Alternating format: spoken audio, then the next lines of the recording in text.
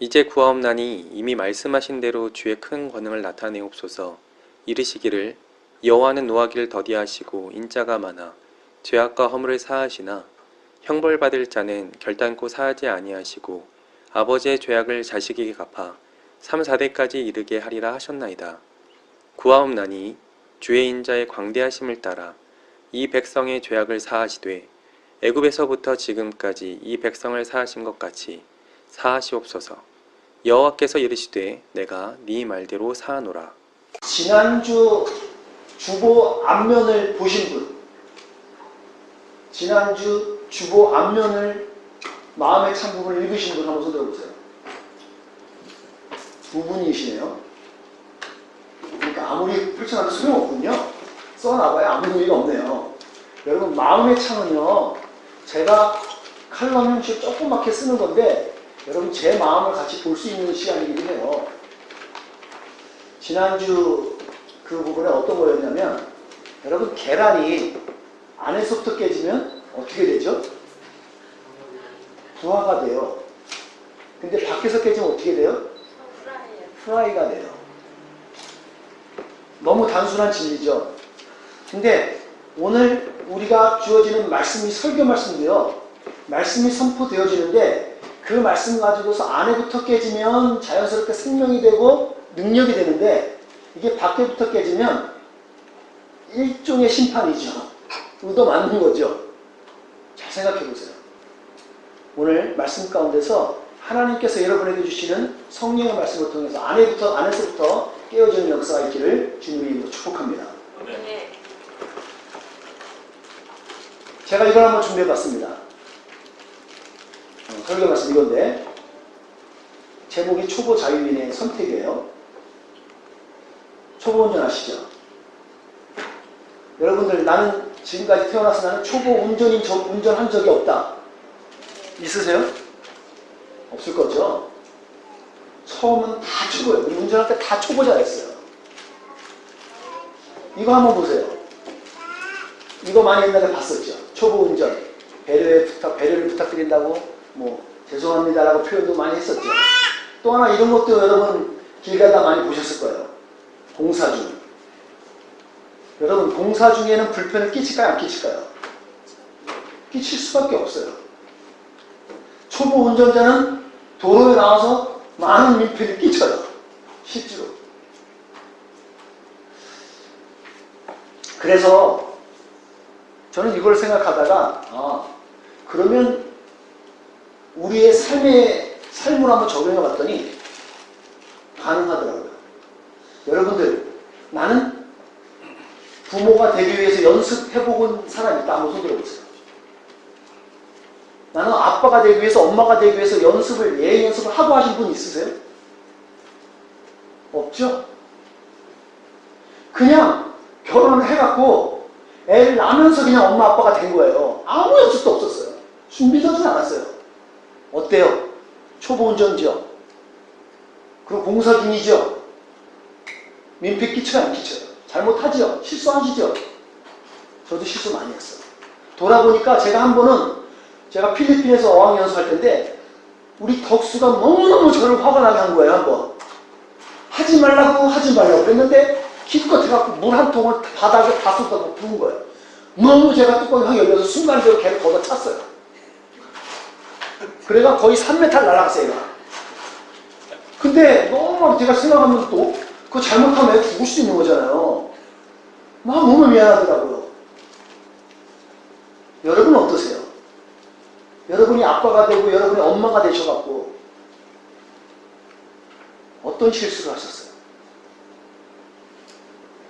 어떤 잘못을 하셨어요? 혹시 죄 지은 거 없으세요?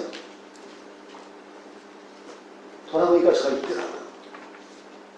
근데 그게 초보니까 그래요. 그렇기 때문에 여러분, 저는 여러분에게 도전을 해요. 가능한 빨리 여러분 자녀들에게 시간 한번 만드셔갖고요, 그 아이들에게 한번 내가 초보 아빠여갖고, 내가 초보 엄마여갖고 너희들한테 실수한 거 있는데 요거 실수한 거 같아. 미안해. 한번 사과 한번 해보세요. 어떤 일이 있을까 한번 좀 기대가 돼요. 여러분 초보니까 용서할 수 있잖아요. 근데 잘못 용서 자체 미안하다는 회개 자체를 안 해버리면 그건 약간 좀 생각이 볼 여지가 있죠. 저는 이런 논리 가지고서 생각했던 게 뭐냐면 우리의 구원도 마찬가지더라고요. 여러분 태어나 보니까 나는 구원 받았어 있으세요? 없잖아요. 어느 날 어느 계기를 통해서 내가 예수님을 만났고 그래서 구원을 받았잖아요. 그러니까 구원 받으니까 다들 구원받은 삶을 그냥 온전하게 살아요? 그렇지가 않던데요. 여지없어요. 초보 구원받은 사람은. 그래서 초보자이기 때문에 초보 구원받은 사람이기 때문에 아직도 남아있는 실수가 있고 옛날에 남아있는 내 삶의 패턴들이 있죠. 그래서 우리는 여전히 죄를 져요. 잘못도 해요. 어떠신가요, 여러분? 여러분은 초보 구원받은 사람 맞아요? 우리는 다 겪어봤었죠. 저는 이런 맥락에서 이스라엘 백성, 지금 이 시절에 우리가 말씀에 있는 민수기로 돌아가서 그 당시에 있던 이스라엘 백성들을 한번 제가 돌아봤어요. 그랬더니 이스라엘 백성도 영락 없어요. 자, 보세요. 대략 여러분들이 알고 있기로 이스라엘 백성이 노예 생활을 몇 년 했죠? 여러분 400년이에요. 정확하게는 430년이라고 말해야 돼요. 그런데 실제로 애국에서 노예 생활했던 세를 따지면 230년 정도예요. 나머지는 이들이 가나안 땅에서 조그만 종족으로 있으면서 했던 모든 걸 다 포함하면 430년 동안 나라 없어요. 그렇게 살아갔던 사람들이에요. 그러니까 우리 통차박스로서 400년 정도를 노예 생활을 했다고 우리가 말을 하는데, 자, 여러분, 그럼 이 정도면 내가 누구를 낳고 누가 또 낳고 해도 다 나와보면 노예예요. 3대만 지내도 노예 근성이 뿌리를 잡아요. 나는 노예야, 그냥 태어나면서부터. 그리고 내 자손, 내 손자에게도 노예 생활을 물려줘요. 그럼 이 정도 되면요, 어느 것 뭐가 남냐면 노예의 정체성으로 남아요. 다른 걸 몰라요. 맞죠, 여러분? 그냥 노예였어요. 근데 이들이 어느 날 하나님의 사람 모세를 통해 갖고 출애굽을 시켜줬잖아요. 그러고 나서 여러분은 뭐가 돼요? 일명 초보 자유인이 된 거잖아요. 자유를 배워본 적이 없어요. 자유롭게 살아본 적이 없어요. 어떤 사람은 나면서부터 그 깜빵에서 있다가 내가 태어났다고 쳐보자고요. 그럼 모든 걸 간사한테 물어봐야 되잖아요. 허락받아야 되잖아요. 이 근성이 이들은 그대로 남아있었단 말이에요. 제가 필리핀에서 1년 정도를 제가 유학생활을 했거든요. 저는요, 그 필리핀 사람들이 스페인에서 노예 생활, 미국 앞에서 또 거기 식민지 생활, 이야, 노예 근성이 뿌리부터 남아있거든요. 뭐 하면 뭘 바래, 항상 바래요. 어때요, 여러분? 인도는 어떠세요? 인도도 영국령에서 수많은 시간 동안 노예 생활, 노예는 아니더라도 식민지 생활 했죠. 남아있는 근성들이 있어요. 그 근성을 이스라엘 사람들이 갖고 있었다는 거예요. 여지없어요. 그들도 초보 자유인이었어요. 초보 자유인에게 무엇이 필요했을까? 제가 성경을 다시 이렇게 또 훑어보니까 하나님께서는 그들에게 출애굽을 한 이후에 이 사람들은 이게 필요하겠다 싶어서 준 게 뭐예요? 시내산에서 율법을 주는 거예요. 아웃라인을 주는 거죠. 그래서 자유인으로 어떻게 살아야 되고 하나님 백성은 어떻게 살아야 되는지를 아웃라인을 딱 정해주는 거예요. 레위기에 남아있는 말씀이 그거죠. 너네 성도의 삶은 이렇게 사는 거야 라고 딱 아웃라인을 딱 준 거예요, 말씀을. 저는 오늘부터 여러분 민수기 말씀을 같이 볼 거예요. 출애굽기를 지나고 레위기를 지난 이후에 민수기 말씀을 보게 되는데, 민수기 말씀을 통해서 하나님께서 우리에게 어떤 메시지를 주는지, 그리고 우리의 삶에 적용하는지를 한번 돌아보려고 합니다. 여러분, 민수기는요, 넘버스라고 해요. 자, 한번 영어로 읽어보겠습니다. 시작. 이거 이해 못하시는 분 있으세요? 민수기가 뭐라고요? 매치가 되세요? 사람 수를 세는 거예요. 사람 숫자를 쓰는데 두 번의 숫자를 세요. 두 번의 인구조사가 있게 되는 거예요. 첫 번째 인구조사 볼게요. 가나안 정탐 전이에요. 이게 탈출을 해갖고 가나안 땅에 이제 거의 앞에 왔어요. 좀 있으면 들어갈 수 있어요. 근데 그 전에 야 가갖고 거기 있는 가나안 땅이 어떤 상황인지 한번 체크해 봐봐. 그래서 12명을 보내요. 그 전에 숫자를 세는 거예요. 왜? 싸움을 해야 되니까 저들하고 우리하고 뭔가 전략적으로 분석을 해야 될 거 아니에요. 그래서 숫자를 세봤더니 저 60만 3천 저기는 뭐냐면 싸울 수 있는 남자의 군인 숫자예요. 다른 숫자는 포함되지 않은 거고. 이 정도면 여러분 우리 한국이 지금 60만이라고 어쩌다 그러잖아요. 군인. 막강한 거예요. 그러고 나서 다음 두 번째 숫자를 세게 되는데 이거는 여차저차해서 38년 동안 그 광야에서 광야 생활 30년 뺑뺑이 돌다가 이제 비로소 광야 38년 후에 이제 땅에 들어가는 거죠. 가나안 땅을 정복하고 그 땅 분배하기 전에 숫자를 세는 숫자예요. 저게 두 번의 숫자예요. 그게 민수기에 나와 있는 두 번의 인구조사예요. 재밌는 건 두 번째 조사 때 1820명이 감소해요. 왜 그럴까요? 이런 질문을 가지고 성경을 보시면 여러분들이 제일 재미있어요. 선택이라는 생각을 우리가 좀 한번 볼 건데 여러분 이게 출애굽을 이후에 신의 산에서 율법을 받았어요. 떠났습니다. 그래서 가나안 땅에 왔잖아요. 정탐꾼을 보냈단 말이에요. 근데 정탐꾼을 가갖고 12명이 가갖고 돌아왔어요. 어떤 보고가 있었죠? 이건 얘기 다 알죠? 우리 성은이도 잘 알죠? 우리 성은이 학생이 한번 얘기해 보겠습니다. 정탐 다 갔다 오고 12명이 갔다 와서 어떤 보고를 했지, 성은아? 응? 자, 2명은 야 이거 우리 싸워도 됩니다 그러죠. 10명은 뭐라 그래요? 안 된다 그러죠. 투커터 숑 롱스토리를 쫓게 하면은 안 된다 그랬어요. 우리는 가득째 말도 안 된다 그래요. 거기서 불평불만하는 거. 우린 불만하는 그들이 우리를 볼 때 우리는 메뚜기 같을 겁니다 라고 그렇게 상상까지 하는 정도예요. 그들이 메뚜기 같다고 얘기한 적 없어요. 자기들이 생각해 보니까 그들의 큰 생각해봐요. 이스라엘 사람들이 옛날 우리 조선시대 한국 사람들이 미국 사람들을 군인들을 봤다면 어떨 것 같아요? 이 자이언트죠 영웅 없이. 그 당시에 평균 키가 150 얼마야 돼 남자가요. 웃긴 거죠. 이스라엘 사람도 마찬가지예요. 그 강에서 뭘 먹고 자랐겠어요. 무서운 거야. 안 됐다. 아우성 망쳐요. 그러다가 말하는 게 뭐냐면 우리는 이래다가 광야에서 다 우리 몰사하고 다 죽을 거야. 이따위 소리 하고 있는 거야. 그러면서 한 가지 더 더하는 게 뭔지 아세요? 애굽에 있을 때는 수박도 있었고 참외도 있었고 먹을 것도 많았는데 막 불평을 타령하는 거야 이제. 여러분 이 정도 보잖아요. 이 정도 보면 마치 초보 운전인 사람을 부모가 격려해갖고 너 운전해봐. 운전을 가르쳤어요. 돈 주고 가르쳤어요. 다 배우고 나서 운전면허를 땄어요. 근데 길거리 나가고 좀 나가다가 사고가 대빵 나버렸네? 그러고 나서 하는 소리가 아씨 왜 나한테 엄마가 이걸 배우라 그래갖고 엄마가 잘못한 거야. 왜 이렇게 해서 사고 나게 만들었냐고. 불평하는 거. 비교가 되는지 모르겠지만 마치 이거예요 지금. 근데 이게 반복적으로 하다가 그게 다른 거예요 이제 이번에 와서는. 말도 안 되는 소리 하는 거죠.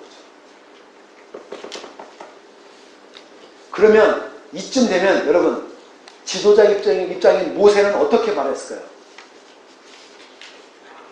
모세의 생각은 입장은 어땠을까요? 그렇게 말했더니 하나님께서 이제 화가 나셨어요. 그래서 뭐라 그래요? 모세한테 그래요. 내가 얘들 싹 전염병 걸려 싹 죽여버릴 거야. 그리고 모세 너를 통해서 다시 시작해갖고 다시 시작한다는 거예요. 그리고 너를 통해서 현재 있는 이스라엘 민족보다 더 센 민족, 더 강력한 민족을 내가 만들어갖고 다시 할 거야. 이러는 거예요. 이 정도 얘기 나오면 어떻겠어요 여러분 같은 입장이면. 제가 그 당시에 모세라면 그동안 당한 게 있잖아요. 억울해갖고라도 하나님 잘 생각하셨어요. 우리 새로 시작하시죠. 저것들은요, 죽어도 싸요. 혹시 그럴지 모르겠어요. 근데 모세는 어떻게 해요? 모세, 그렇게 아닙니다. 모세가 이제 하나님을 설득하기 시작해요. 그 내용이 14장에 나오는 내용들이에요. 여러분 다 읽지 않았는데 그 중에 일부를 우리가 오늘 읽은 거예요. 그 설득하는 일부를 읽은 거라고요. 설득하는 내용의 요약은 이렇습니다. 하나님 생각해 보십시오. 지금 여러 민족이 우리 이스라엘 사람들이 하나님의 백성인 거 다 알잖아요. 애국 오면서 아말렉 사람들, 또 저쪽에 있는 모압, 그리고 암몬, 그리고 에돔 사람들, 많은 사람들 다 봤는데 여기 와갖고 다 죽여버리면 그 사람들이 하나님 뭘 어떻게 보겠습니까? 그리고 또 하나는 무엇보다 모세는요, 자기 가오가 있는 거예요. 자기는 하나님 앞에서 하나님이 하셨다고 막 여러 가지 일을 행했는데 정작 받아 다 죽어버리면 자기 이름도 지금 이게 자기 체면도 말이 아닌 거죠. 하나님 그러시면 안 될 것 같고 하나님의 영광을 가립니다. 그러지 마십시오. 그러면서 얘기하는 거예요. 하나님 오늘 본문에 나왔던 내용을 보면서 하나님 기억하셔서 옛날에 말씀하셨던 약속 있죠? 그 약속 기억하셔서 이들 살려주세요. 그리고 말하는 거예요. 자, 읽어보겠습니다. 시작. 나는 그들을 사람들에게서 구해주려고 내려왔다. 나는 그들을 그 땅에서 인도해내고 그들을 넓고도 좋은 땅으로 인도하여 갈 것이다. 됐습니다. 그 뒤도 또 여러분 눈을 읽어보시면 알 거죠. 이게 출애굽 전에 하나님께서 모세를 통해서 약속하신 말씀이에요. 상기하자 유교가 아니라 지금 모세는 상기하자 그 약속, 그거 말씀에서 하나님께 지금 말하고 있는 거예요. 설득하고 있는 거예요. 하나님 이 약속 하셨잖아요. 그 약속대로 우리 민족 살려주세요. 하나님 이 설득에 하나님이 설득을 들어주셨을까 안 들어주셨을까요? 들어주셔요. 한결같은 하나님의 약속을 기억하면서 기회를 달라는 거예요. 모세는 기회를 주십시오. 하나님께서는 그 기회를 줘요.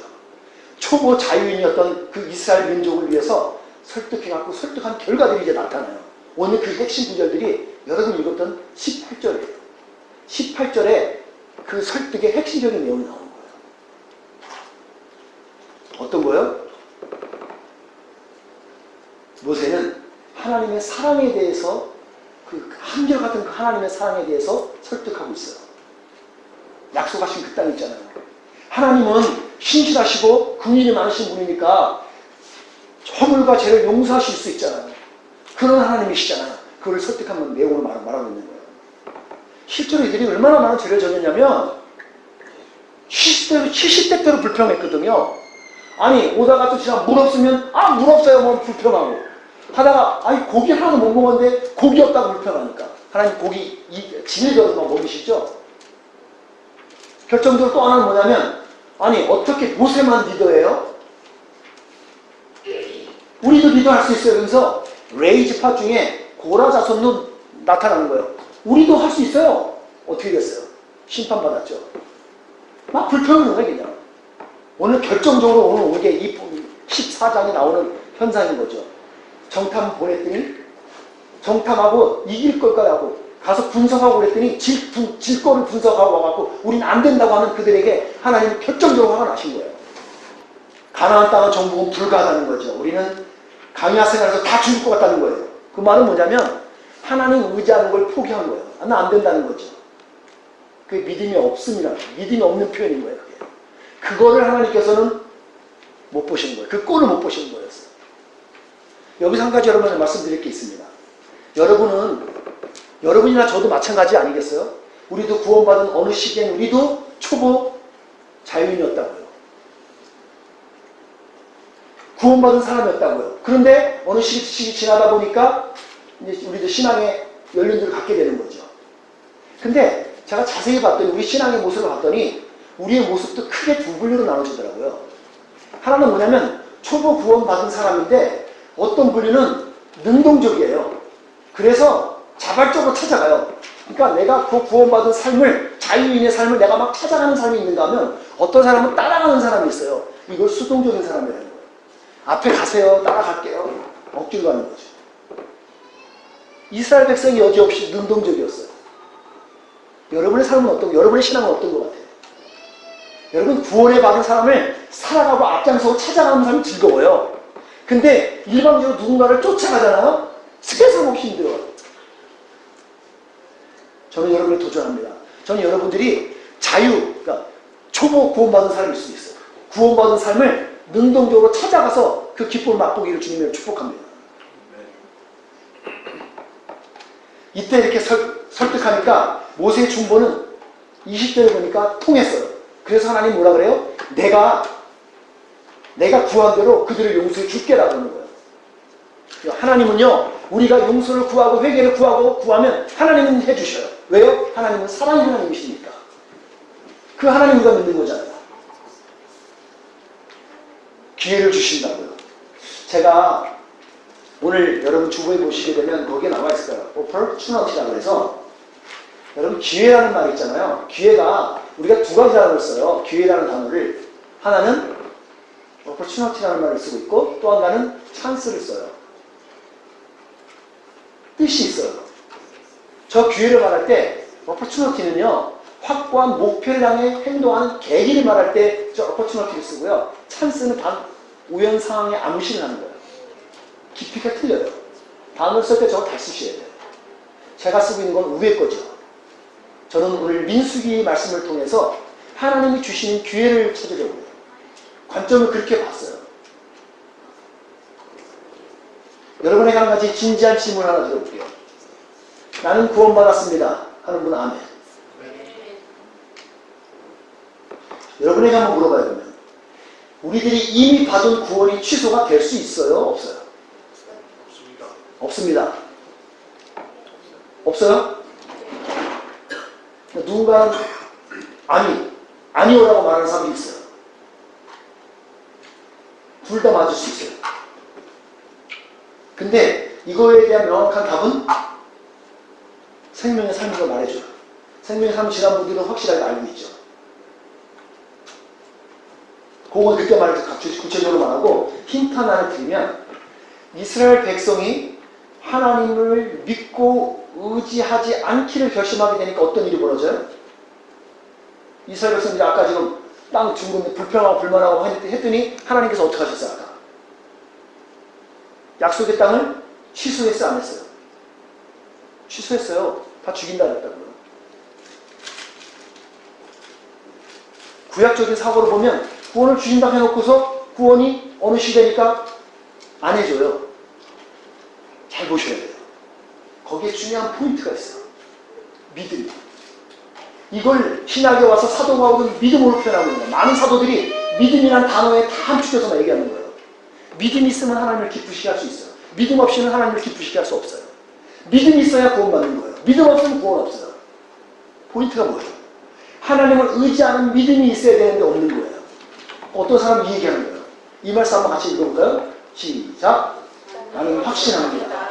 죽음이나 생명이나 천사들이나 하늘의 권세자들이나 현재일이나 장래일이나 어떤 일이나 가장 높은 것이나 깊은 것이나 그 밖에 어떤 피조물이라도 우리를 우리 주 그리스도 예수 안에 있는 하나님의 사랑에서 끊을 수 없습니다.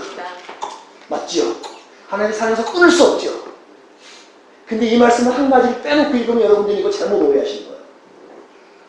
여러분이 구원받은 구원이 믿음으로 받은 구원인데 그 믿음이 떠나간 것은 이 적용이 못 돼요, 여러분. 이 말씀은 사도 바울은 믿는 사람에게 오직 의인은 믿음으로 말미암아 산다는 그 말씀의 전제하에서 믿는 사람에게 주어지는 하나님의 사랑의 끝없는 약속이에요. 여러분이 믿음을 잡고 있느라 여러분이 어떤 환난이나 핍박이나 공부가 있고 어떤 일이 와도 여러분은 막을 수 없어요. 하나님의 사랑을 절대 끊을 수 없다는 얘기를 하고 있는 거예요. 근데 믿음이 없으면 이 관계가 없어요. 성경은 그 얘기하고 있는 거예요. 핵심은 믿음이에요.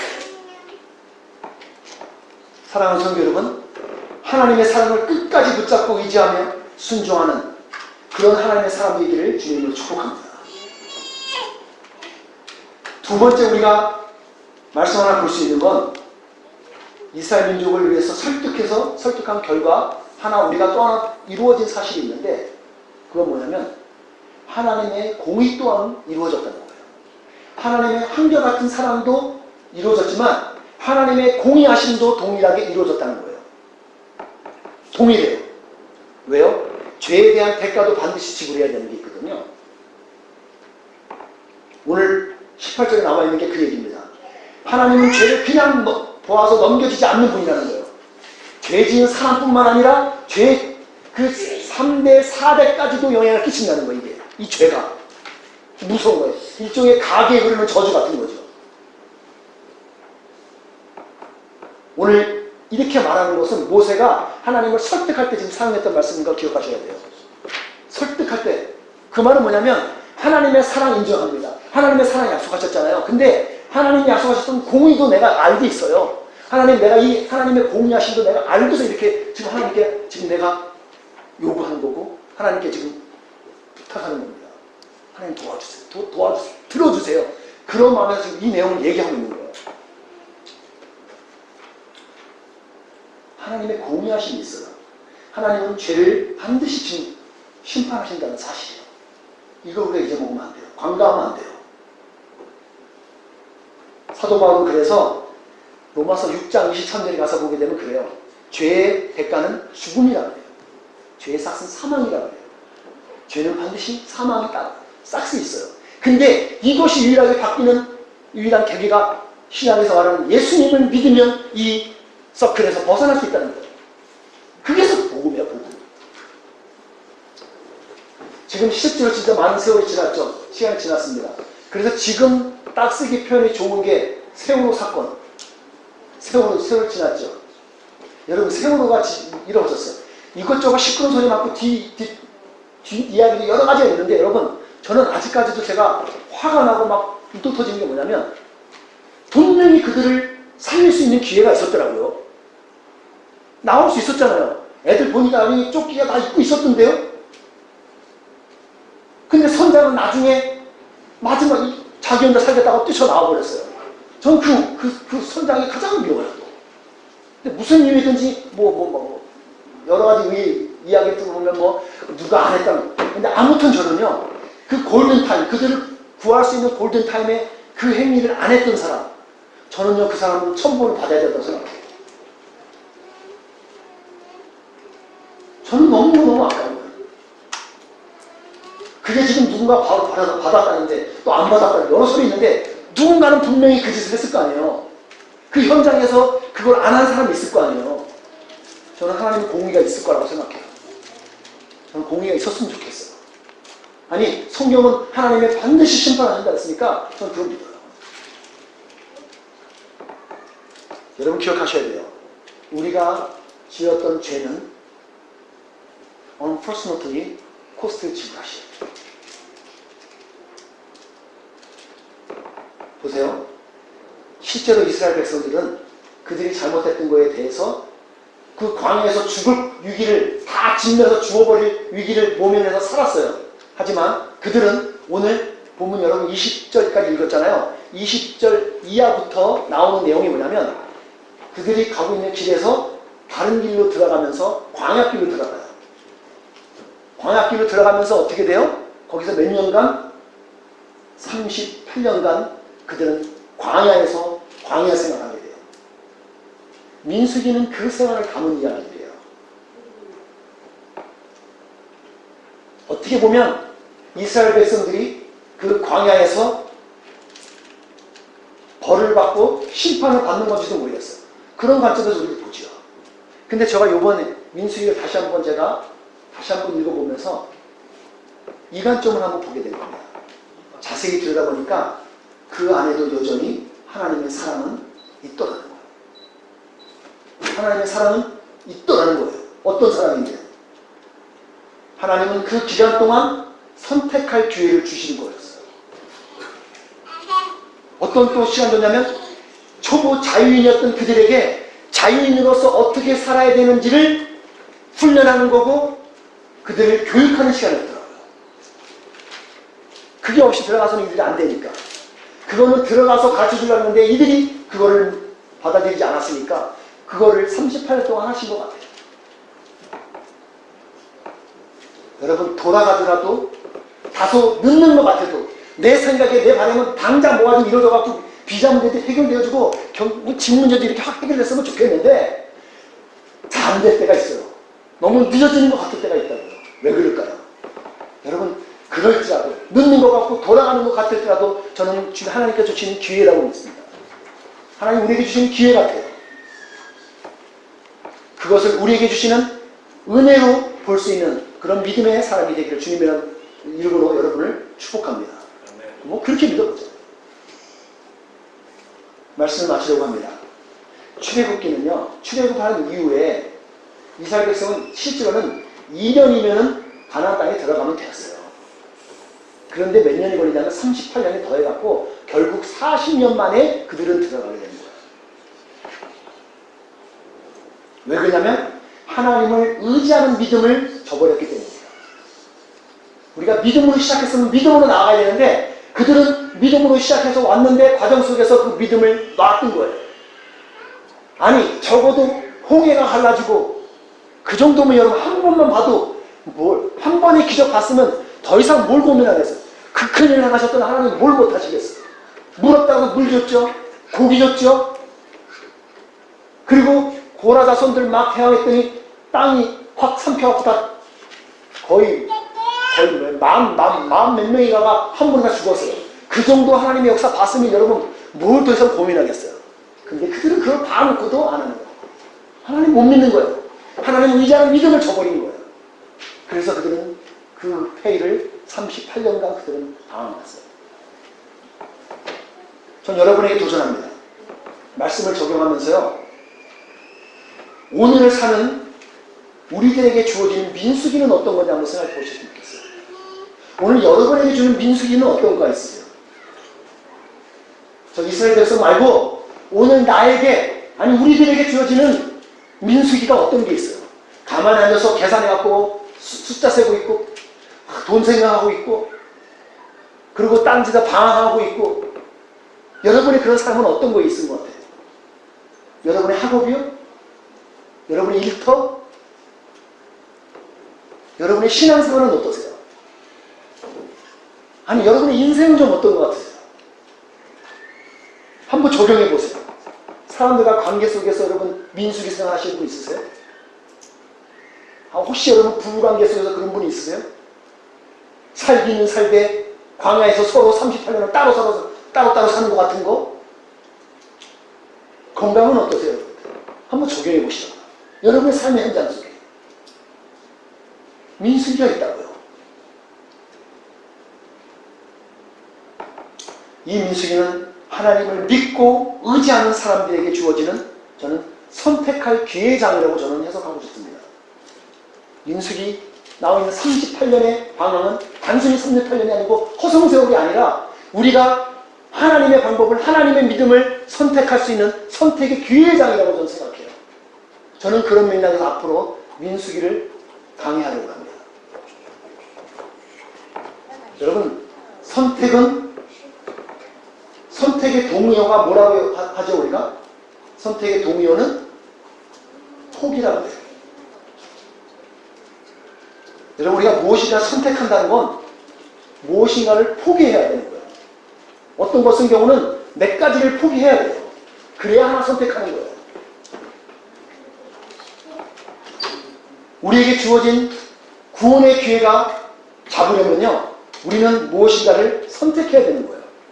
그 얘기는 무엇인가를 포기해야 된다는 얘기예요. 말씀 마치면서 한 가지 바람이 있습니다. 저는 그 한결같은 하나님의 사랑을 선택하는 믿음의 발걸음을 여러분이 이 한 주간 걸어가기를 주님의 이름으로 축복합니다. 기도하겠습니다. 하나님, 민수기의 말씀을 우리가 같이 보았습니다. 하나님의 사랑을 보았습니다. 하나님의 공의하심을 보았습니다.